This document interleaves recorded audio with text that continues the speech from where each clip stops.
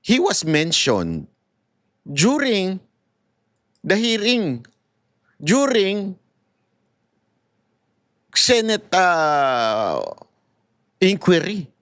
Panoorin natin ha, baka sabihin nito, nagsisinungaling tayo. Hindi, panoorin natin. Ipapakita ko sa inyo ha. Oh. Ito, ganito kasinungaling tong maman to eh. Pakita ninyo. Oh. Wait lang, Choto Mate, nag-mute siya. Animal ka. Oh. Unmute. Yes, Mr. President. 8 buwan na mula nang tumambad sa sambayanang Pilipino at sa buong mundo ang malawakang anomalya at korupsyon sa likod ng mga flood control projects. Pagkatapos ng 8 buwan, natukoy na ba kung sino ang mga walang hiya? Since the first Blue Ribbon hearing last August 19, 2025, the public has watched closely, anticipating the outcome of our inquiries and investigations. The demand for transparency and accountability did not subside. It has only grown louder. Despite the increasing public clamor for transparency and accountability, we are stuck in a maze of indecision and complacency, waiting for a report that has long been overdue. Mr. President, as early as December of last year, the minority submitted its observations, findings, and recommendations based on the initial 6 public hearings of the Blue Ribbon Committee and labeled it a minority report, for lack of a better term. Let me be clear. It was not intended to disrespect the committee nor the Senate as a body. Fully aware of the hearings on the flood control anomalies that had not concluded, and in the absence of a committee report, the public has long been waiting. The report was not filed with the Bills and Index, but coursed through the office of the Senate President, hoping for proper disposition. The minority report was initiated out of our solemn duty to the Filipino people who are eagerly awaiting and demanding for the Senate's decisive action on the nationwide flood control scandal. Our intention was clear from the outset: to uncover the truth, hold people accountable, and propose legislative measures that will finally dismantle the deeply entrenched corruption that characterize our infrastructure projects. Ladies and gentlemen of this chamber, the people have waited long enough. Yan. It has been 7 months since the first Blue Ribbon hearing. For far too long, the public have been agitated, disgusted, and tormented by the thought that more than 1 trillion pesos have been openly looted from the National Treasury. Yet to this day, no one has been held accountable Yon. except for the small fry. In several instances and interviews, the chairman of the Blue Ribbon Committee has said that a partial committee report is to be released. Last November 24, 2025, the chair stated in an interview, and I quote, "Magsasubmit kami ng partial committee report based on info so far gathered during the previous hearing." Natapos ang Disyembre 2025, walang report. Nako.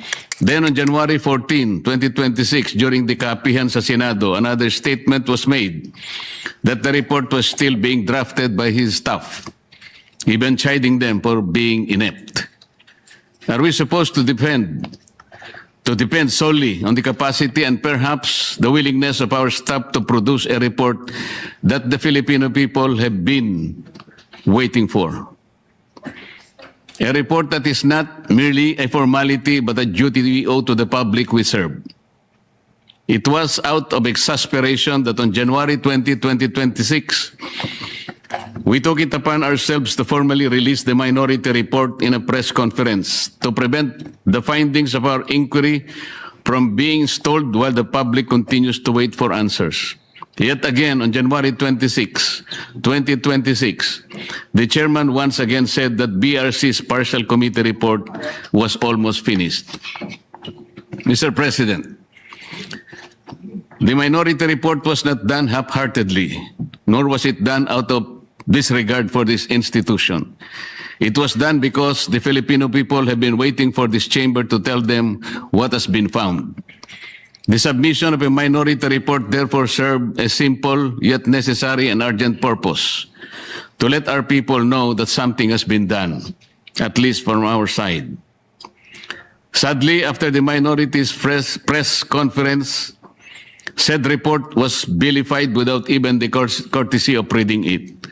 The BRC chairman was even blunt when he said that the place for the minority report is the trash bin. Sa basurahan, a submission anchored in the same hearings, 3 of which he actually presided, the same resource persons, and the same affidavits. Masasabi ba niyang pangbasura lang din ang lahat ng iyon?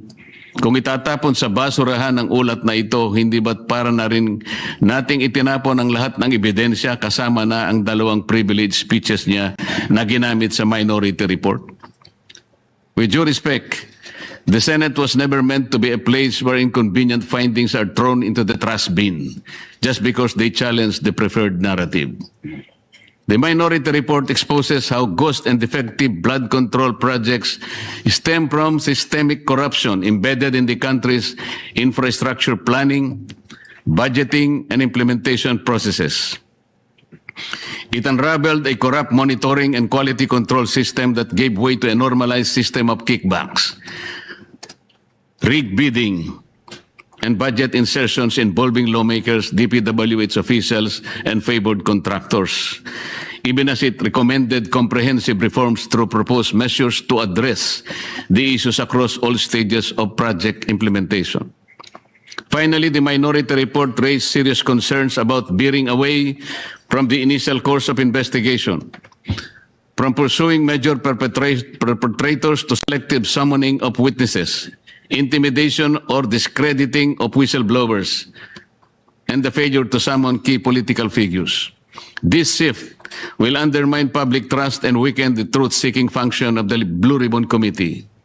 As we have witnessed, after the testimony of ex-Marine Sergeant Orly Gutesa, there has been a month-long halt in the investigation, giving the persons mentioned by him, John Paul Estrada and Mark Tiksay, to flee the country to parts unknown. The resignation of BRC chairman that followed already changed the narrative. Gutesa, the only witness who connected the money trail from Saldico to Martin Romualdez, was painted to have faked his notarized sworn statement. Siya pa ang tinakot kasuhan ng falsification of public documents at perjury. To rectify this, Mr. President, I just filed a disbarment complaint against Attorney Espera and administrative complaint against Executive Judge Season of Manila RTC. Meanwhile, on February 11, 2026, my office received what appears to be a draft report from the Blue Ribbon Committee, which can only assume to have originated either from the chairman's office or from the Blue Ribbon Committee which he chairs. What was transmitted to us, Mr. President, was a link to a PDF document bearing a watermark OS Marcoleta across each and every page.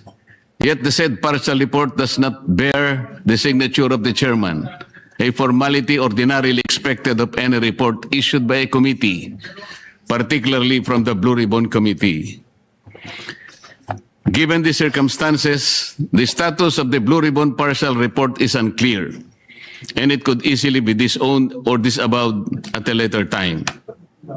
In light of this, Mr. President, guidance is respectfully sought on how such a document should be properly regarded by this body. The same people were hell-bent on criticizing the manner by which the minority report was submitted. Yet they have no qualm circulating a supposed committee report in a manner that lacks even the most basic formalities expected of an official document of this institution. Maybe because of the following observed weaknesses. In the BRC chairman's interview with Dos por Dos on DCRH as early as July 31, 2025, he alleged that there are at least 60 sitting congressmen who also acted as contractors of infrastructure projects in their own districts. In a press conference and in a press release dated August 10, 2025, posted on the Senate website, the BRC chairman disclosed that House members called him and that he had a list of 67 congressmen who were contractors. Yan, no? Yet he Grabe did yan, not ano? summon. Grabe ang issue na yan. Hindi man lang tinalakay ni Lacson, no? Yung sa BSP na yun, ano? Na mga kontraktor. Di ba? Kung talagang gusto niya yung ebidensya, ito, may part pa dito yung, yung sinabi ni Lacson na hindi nabanggit si Bersamin. For instance, on November 18, 2025, he made a revelation during the plenary debates of the 2026 budget on general principles in the presence of DBCC officials. Sinabi niya na base sa usapan nila ni Yusek Bernardo, meron siyang may mga taong nagne-name drop sa Pangulo, tulad ni na Yusek Adrian Bersamin at Yusek Traigib Olaybar. Nagutos kay Saldico na ipasok sa BICAM yung insertions ng 100 billion. Panoorin po natin ang video, Mr. President.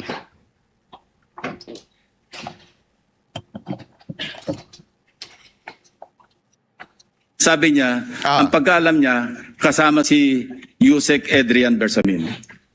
8 billion pesos, Mr. President, in at least 10 deliveries. The modus that yung arrangement nila is, may tigisa silang armored van. May armored van si Yusek Olaybar. Di ba sabi ni Lacson hindi daw nabanggit doon sa kanilang partial report? Bakit? Ito ikaw nga mismo nagbanggit kay Yusek Bersamin. So nagsisinungaling ka? Bakit nagsisinungaling? Kasi ibig sabihin, hindi mo ni-report doon sa partial report ninyo sa BRC, sa Blue Ribbon. Hindi mo binanggit ito. So, kasi nungalingan yung report na yun, yung partial report na yun. May armored van siya. Magpapark sa basement ng Diamond Hotel. Darating yung van driven by Olaybar. And possibly, sabi niya, hindi siya sigurado, and possibly along with Adrian Bersamin. Bakante yung armored van, ipapark, idadrive yung isang van na puno ng pera.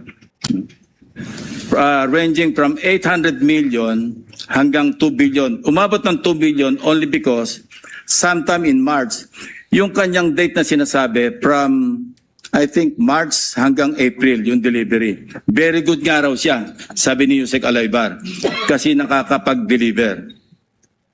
Ang biggest kasi naipon, because March 11,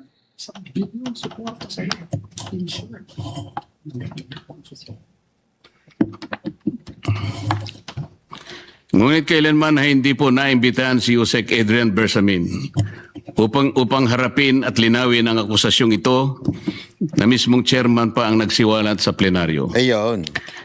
Earlier, on November 14, 2025, in an ambush interview, he already disputed the statement of Saldico about the alleged 100 billion insertions allegedly made by the President in the BICAM. Ang malinaw rito, Mr. President, ay magkakaibang pahayag at pagkakaunawa sa parehong issue. Isang senyales ng kontradiksyon na posibleng pagmamanipula na dapat sana'y malinaw at tapat sa publiko. This becomes particularly concerning in light of the second supplemental affidavit of former DPWH Undersecretary Roberto Bernardo dated November 10, 2025, where he disclosed that he handled 5 billion worth of projects for former DPWH Secretary Manuel Bunoan each year from 2023, 24 to 25 with kickbacks of 15% therefrom. From this kickback, 75% will be shared by Bunoan and Cabral. The 25% goes to Bernardo. Pinayagan din ng chairman ng BRC ang pakikialam ng DOJ sa mga pagdinig, lalo na sa pagpili ng mga gagawing testigo sa ilalim ng Witness Protection Program. Ito ay sa pamamagitan ng sapilitang pagre-require ng restitution na hindi naman hinihingi ng batas. Hindi rin po binigyan ng pansin ang mga naging kaganapan sa number 30 Tamarin Street, South Forbes na binigyang diin ni Saldico sa isa sa marami niyang video revelations. Sinabi ni Saldico na nag-deliver siya ng 1 billion sa lugar na yon. 200 million noong December 2, 2025 at 800 million noong December 5, 2025. Ayon po kay Saldico, ang paghahatid ng 200 million ay ginamitan ng isang Grandia elite. Yun namang 800 million ay ginamitan ng dalawang Grandia elite. Ang mga ito ay tinanggap di umano ni Yusek Jojo Cadiz sakay ng kanyang Toyota Fortuner kasama ang kanyang driver. Ang mga perang ito ay inihatid daw sa bahay ng Pangulo sa Naray Street gamit ang mga nabanggit na mga sasakyan. So Ang dami pong dapat inimbitahan wait upang lang. Ayan. So ayan po yung video na yon, ha. So ayan lamang po ilang mga issue po na ibinabato ni Marcoleta kay Lacson. Makikita nyo naman yung pinagkaiba nung hirit ni Lacson at hirit ni Marcoleta. Si Marcoleta, yung mga issue, punto by punto, iniisa-isa niya. Ito ang dapat sagutin ni Lacson. Si Lacson, lagi na lang ad hominem. Keso inaapi siya, keso si Marcoleta pro-China, puro ganon. Dito mo makikita yung maturity at utak ng isang senador. Si Lacson halatang politikal. Si Marcoleta talagang issue-based lang. At kung titignan ninyo, sabi nga paulit-ulit na sinasabi ni Lacson, siya daw ay matagal ng lawmaker na lumalaban sa korupsyon. Pero hindi namin makita eh. Honestly, hindi natin makita na gano'n ang kanyang ang pinaglalaban. Siya laging political ang dating. Political butterfly ho ito si Lacson at saka si Soto. Kung sino nakaupo, dun sila. Pansinin ninyo. Ilang taon na, ilang dekada na sila sa Senado, ganun lagi ang ginagawa ko. Sino nakaupo? Kasi nandun ang budget. Gago! Kesyo hindi daw tumatanggap ng parang pork barrel ito si Lacson. Oo. Kasi madaling mabuking yun. Ang tanong ha, eto tanong lang naman to. Kung madaling mabuking yun, kayo, sa tingin nyo ba, kung kayo'y magnanakaw, doon kayo sa madaling mabuking o doon sa under the table? Hindi, kasi ayan ang lagi niyang pinagmamalaki. Ito, hindi tumatanggap ito ng yung opisina niya, hindi tumatanggap ng kahit na anong funds o pork, ganyan, pork barrel o PDAF, di ba? Ayan, tanong. Yung outside the office, hindi natin masasabi kung wala talaga siyang tinatanggap. Basta ang alam natin, sip-sip siya lagi sa administrasyon. Alam mo, medyo hindi lang sila makasip-sip noon nung kay Pangulong Duterte. Alam naman natin si Pangulong Duterte, hindi naman maano sa bigayan yan. Kami ang boses ng masa, hindi natatakot. Katotohanan lang, di kami nalulunod. Walang bahid ng sismis, lahat ay totoo. Kahit sino ka pa, pag mali ka babanatan ka. Walang pinipili kulay, wala kaming kinikilingan. Basta para sa bayan, kami lalaban. Pag tama palapakan, pag mali matatakot para sa bayan, tuloy ang sigaw. Sa harap ng kamera, walang halong takot. Mga baluktot, lahat kayo'y tutok.